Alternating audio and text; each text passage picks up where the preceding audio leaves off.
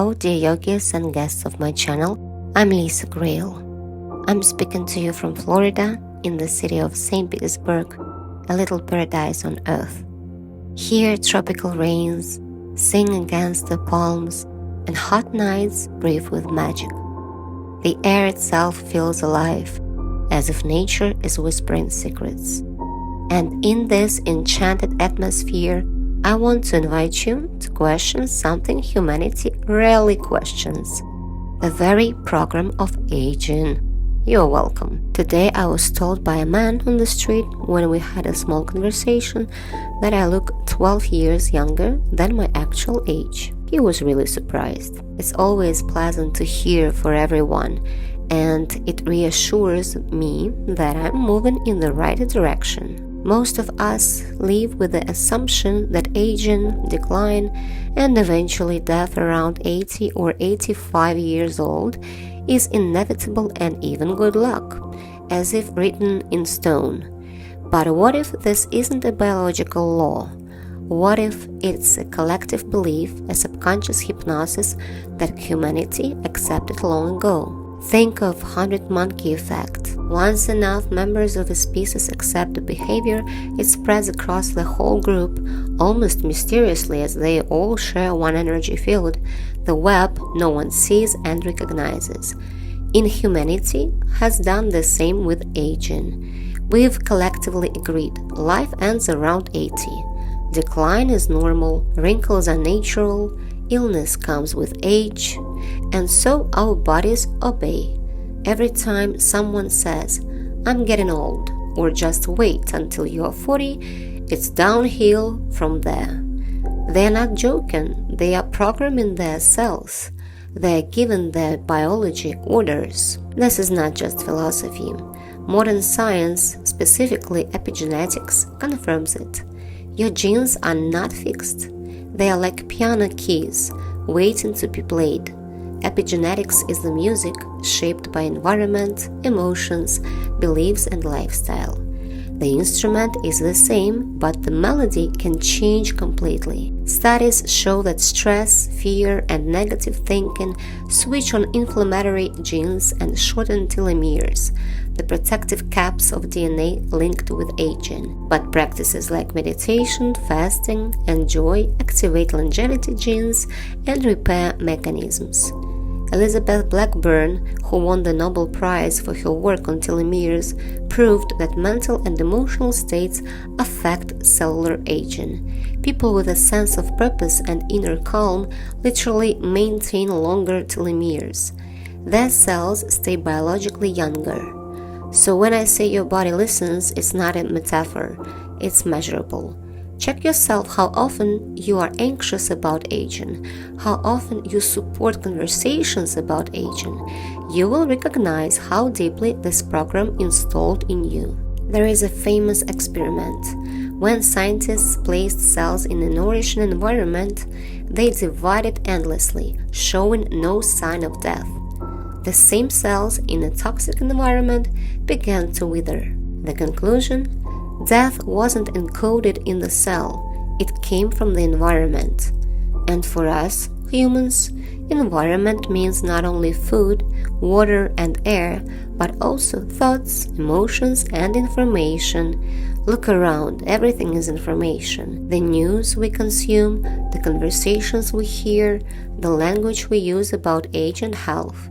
If all day long you're surrounded by stories of decline, news about disease, families saying it's normal to get sick at this age, that information seeps into the subconscious, and the subconscious does not argue, it simply obeys. This is why aging is a self-fulfilling prophecy, and this is why we must change the information we feed ourselves.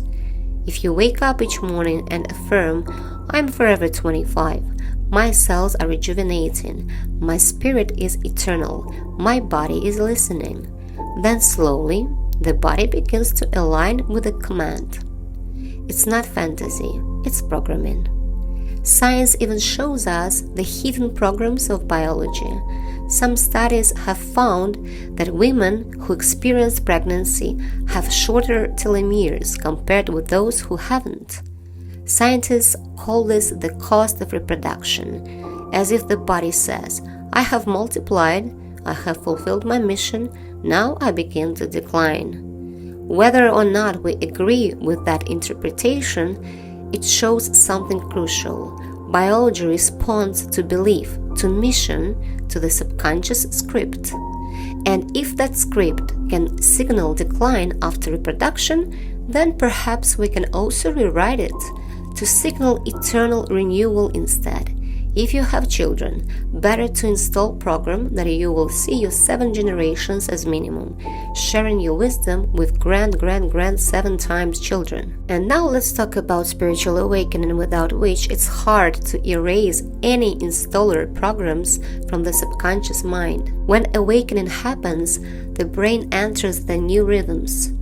Neuroscience shows that profound meditation, and in my opinion, meditative state should be 24/7, brings harmony between theta waves, the slow, dreamlike rhythms of deep relaxation, and gamma waves, the sharp frequencies of insight and connection. Together, this creates a balanced tetra state. In this state, the body shifts into homeostasis, the perfect self-regulating balance, where hormones stabilize, the immune system resets, and cellular repair accelerates. The body begins to heal itself. And perception changes too. Time dissolves. You stop measuring life in years and numbers. You live in presence, and presence is timeless. Aging only exists in the linear clock of the mind, not in the awakened state of consciousness. Think of the film The Age of Adeline. A woman who accidentally stopped aging, moving through history, traveling from state to state. Actually, in the movie she was around 100, looking 30 all the time. We are fascinated by that story because deep down we long for it. Yet society teaches us to set small, boxed-in goals. Graduate by this age, marry by that age, retire by that age.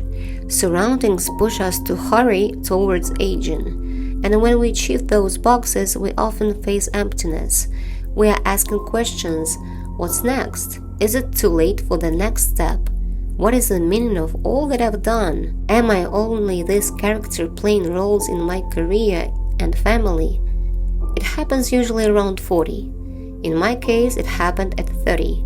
To be honest, I was asking questions about meaning of life since 7. My first line in the notebook was, "The school year passed and life moves so quickly, in a blink of an eye I will be 80. You know, I was a strange kid, super concerned about lifespan since the beginning. Unfortunately, the movie I'm talking about, The Age of Adeline, turns into, as I like to call it, pink saliva. Romantic story about love and drama, and the heroine finally chooses to age and settle down because she falls in love. So hints are everywhere around, but always returning us to what has been a norm of society. Social programming imposing that the biggest gift is age with grace and be dying surrounded by your grandchildren. Mission completed. In my opinion, before spiritual awakening, mission hasn't ever started. Self-realization is the first task here. Everything else, I call it decorations, that are only teaching us how to awaken to your true nature. We should understand that life was never meant to fit into boxes. We're not just bodies walking from birth to death. We are multidimensional beings. Journeys are not only across the planet. Journeys can be across dimensions, across states of consciousness. Without leaving your body, you can travel to higher planes of awareness as a consciousness. You can develop your abilities beyond the possible, embracing your whole structure as a human being, body, mind, spirit, and beyond. When you live as a multidimensional being, you don't chase meaning, you embody meaning. And youth, vitality, and radiance become natural outcomes. So how do we walk this path? First of all, erase the program of aging, rewiring the linear idea of age. Replace words of decline with affirmations of eternal youth. It's the most important point because even with super healthy lifestyle, we still have the program to obey written in subconsciousness. Once the program will be replaced, there will be no need to install affirmations and you will have your personal normal of lifespan. The next step, cleanse the body with natural herbs, fastings, and long food pauses.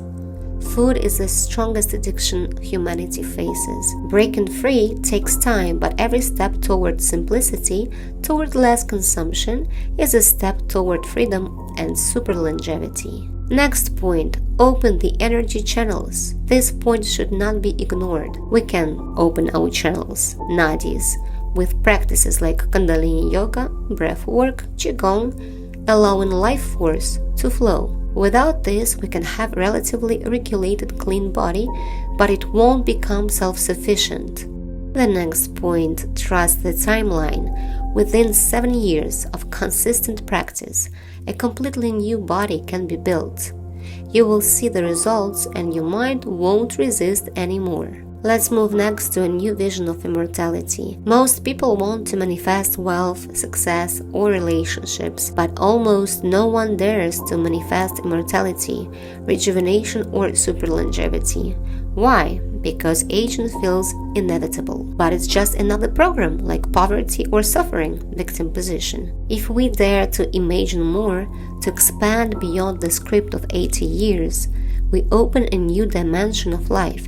Immortality is not fantasy, it begins with decision. So I invite you, start today, reprogram your reality. Say to yourself, I'm forever 25. At 100, I will look 25. At 300, I will look 30. I'm timeless, multidimensional, eternal. The best technique here is to imagine that with age you grow even more strong, wiser, experienced, you level up, and make less mistakes. All people who I have ever seen at 100 plus look around 45. They have some wrinkles and not fresh like teenager body shape, but their internal organs are pure and work as a clock, as an endless self-sufficient biomechanism. More information about such people I shared on my Telegram channel. You're welcome to join. One more important statement here, immortality is actually life beyond karma mistakes, when we are making automatic unconscious choices that are ruled by ancestors' trauma and programs. There should be awareness and presence. If we betray our intuition and have no connection to our higher self, spirit, we can attract self-destruction. All accidents finished with death are not coincidences, they are the embodied destructive programs. We often look at an elderly person and immediately say, well, that's just age. That's what happens with time. But is it really time? Or it's simply accumulated imbalance? Think about the image of a heroin addict at 30. Their skin collapses, their eyes dull, their body ages decades too soon. Nobody calls that natural aging. We see it for what it is, a chemical and lifestyle assault on the body. Now extend the same logic. A food addict at 60 can look just as aged.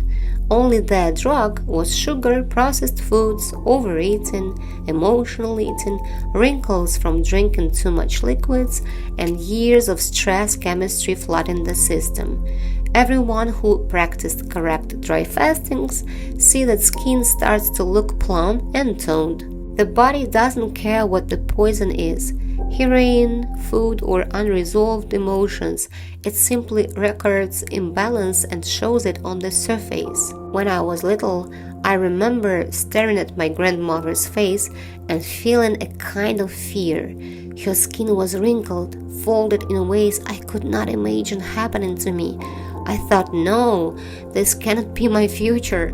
I couldn't believe that one day I might turn into the same. Then I looked at my mother and her friends. They were always talking, laughing loudly, but their bodies seemed heavy, covered with cellulite, tired from something I didn't yet understand. I could not grasp why they looked that way, why they carried weight that did not belong to them. To me, it felt like a mystery of adulthood, a kind of slow surrender. One day I overheard my mother speaking with my older sister Kate. Kate was only about 15 and my mother was explaining menstruation, blood, pain, cramps, something like a course passed down to women. She said, "Well, daughter, you becoming a woman and you have to take it as it is." I was 9, listening from the corner, and my whole being resisted it.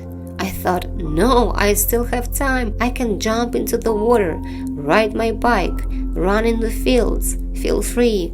This is not mine yet. Inside, I already knew that the way they described it, painful, torturous, something to be endured, was not the true design of the body. I felt with my child's clarity that bleeding and suffering were not the real norma. All children know. Before the brainwashing of fears, social programs, limitations, restrictions, and resignation, the perception is clean. The body whispers truth, and the soul still listens. And now I want to quote the ancient words. "You will suffer greatly in pregnancy and give birth in pain. The ground is cursed because of you. All your life you will struggle to grow food from it. By the sweat of your face you will eat your bread until you return to the dust." Genesis 3:16, 3:17, 3:19. These didn't feel like eternal laws, but like heavy programs humanity had accepted. So why do we excuse one form of accelerated decay as normal old age, while we clearly recognize the other as damage? It's the same mechanism, just on different timelines. This is an invitation to rewire your perception. Don't see aging as inevitable curse of time, but as the visible proof of how well someone cared for their body and psyche. Because the truth is, aging is not a fate, it's a result. And results can be changed. Many people argue that they don't want to live longer than their loved ones. It's too sad to lose them. If you fear that without loved ones, life has no meaning, remember, awakening dissolves attachment but expands love. You stop clinging to individuals or events, places, and instead you embrace existence itself. Every breath, every raindrop, every night is alive with magic. And in that magic you are ageless. And here is what I deeply believe. If more people begin to rewire this program to truly see aging not as destiny but as a side effect of imbalance, then a new standard of life can emerge. A real norm, not through endless supplements, surgeries, or biohacking experiments that tinker with our DNA and pull us further away from our natural essence. That path is nothing but manipulation, a desperate attempt to patch over symptoms while ignoring the root. The real shift comes through a life of simplicity, life without compulsive consumption, without addictions that drain the body's light. A life rooted in balance, presence, and an expanded state of consciousness. When awareness expands, the body naturally follows into regeneration. This is not science fiction, it's in nature's original design. And if enough of us embody this, timelessness can become not the exception but the norm. This is not fantasy, this is a choice. And choice is the first step to immortality. You can do this choice daily. Share this video to bring more awareness around you, and I will gladly help you on this path through herbal detoxes, through giving more information on my Telegram channel. Stay true and kind, the rest things never mind. Sat Nam.